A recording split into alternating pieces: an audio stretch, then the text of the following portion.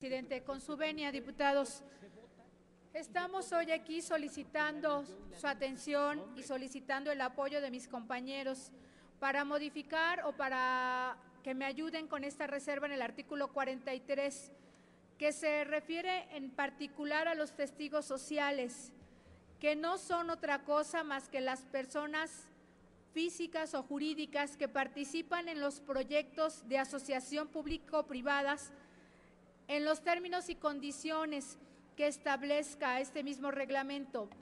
Me voy a permitir dar lectura exactamente a la propuesta que estoy presentando. Artículo 43. El reglamento de esta ley establecerá la figura de testigos sociales y preverá los términos de su participación en el procedimiento de concurso. Tomando en cuenta que tengo tiempo para poder exponer, mis compañeros con los que sesionamos saben que la intención de su servidora no era que se regulara este asunto específicamente en el documento señalado. La propuesta de su servidora era más amplia, era solicitar la definición de testigo social, era solicitar que los proyectos de asociaciones público-privadas cuyo monto rebasaran el equivalente a 5 millones de pesos del salario mínimo general vigentes, siempre tuvieran participación de testigos sociales. La Secretaría de la Función Pública tendría en todo caso el padrón público de testigos sociales y estos serían mediante convocatoria pública emitidos por la misma Secretaría. La intención de los testigos sociales fundamentalmente son que sirvan para que propongan a las dependencias, entidades y a la Secretaría de la Función Pública mejoras para fortalecer la transparencia, imparcialidad y las disposiciones legales en materia de adquisiciones, arrendamientos y servicios. Dar seguimiento al establecimiento de las acciones que se recomendaron derivadas de su participación en las contrataciones y emitir al final de su participación el testimonio correspondiente del cual entregarían un ejemplar a la Secretaría de la Función Pública.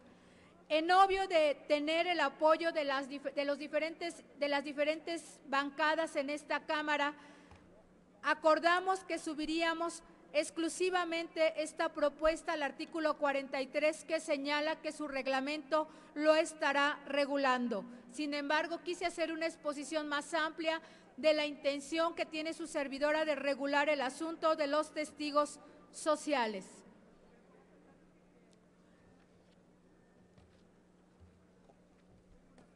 Tiene el diputado Cárdenas Gracia una pregunta que formular. La acepta con mucho gusto la diputada. Gracias, presidente. Gracias, diputada Estela Damián. La propuesta que usted hace es muy importante porque es un esquema de democracia participativa que desgraciadamente no existe en nuestro país, en las leyes federales, la figura del testigo social, es decir, es una fiscalización, es una auditoría social. ¿Nos puede explicar a su servidor y a los demás diputados y diputadas del Pleno la importancia que tendría, con un poco más de detalle, esta figura del testigo social, la importancia para vigilar, para fiscalizar, que íntegramente se cumplieran con las condiciones de los proyectos en las asociaciones público-privadas? Con todo gusto, diputado, y agradezco mucho su pregunta porque me permite ser más amplia en la exposición. Seguramente esta Cámara ya no va a estar para poder regular algunos otros temas con relación a esta iniciativa que en breve se votará, pero fundamentalmente el asunto del testigo social, como usted bien lo señala, tiene como garante o como función principal poder tener una participación de especialistas en los temas que se van a tratar. Se hace mediante una convocatoria pública, lo realiza la Secretaría de la Función Pública. Pueden participar aquellas personas que tienen la mayor experiencia en la materia, pero que no han sido servidores públicos de menos un año antes, para que no tengan un conflicto de intereses. La intención del asunto de los testigos sociales, por supuesto que tiene que ver con otorgar un testimonio final que incluye sus observaciones y que en su caso también señala sus recomendaciones para que se difundan en la página electrónica de cada una de las dependencias. Nos parece bien que la ley, la iniciativa que en estos momentos se está discutiendo es una iniciativa, en opinión de su servidora, vanguardista, pero con muchos riesgos si no se cuida sobre todo el tema de la transparencia, si no se cuida el asunto que tiene que ver con la protección y con la vigilancia de lo que hoy se está sugiriendo o proponiendo, que son justamente los testigos sociales. Ciudadanos mexicanos, ciudadanos que deben tener esta característica para que no vengan algunos otros más con intereses económicos de otros países a tratar de intervenir o de dar sugerencias o opiniones que fueran desfavorables para lo que conviene en la contratación de este tipo de servicios. Yo quisiera señalarle que incluso en la redacción de la reserva que presentamos en Comisiones Unidas, bueno, también se señala que no podían ser personas que hayan sido sentenciadas con pena privativa de libertad, que cuando se tratara de una organización no gubernamental acreditara que se encontraba legalmente constituida conforme a las disposiciones legales aplicables y que no perseguía fines de lucro. Incluso quisiera referir que esta reserva, que esta propuesta que trae su servidora fue recepcionada de Colegio de Ingenieros con los que hemos venido trabajando varios temas y que están inquietos por esta iniciativa, que lo que ellos señalan es, puede ser muy favorable, pero debemos cuidar con mucho detalle lo que van a aprobar en la Cámara de Diputados. Gracias por su pregunta. Es cuanto, diputado presidente. Diputada, tiene una pregunta de parte de la diputada Laura Itzel Castillo. ¿La acepta? Gracias.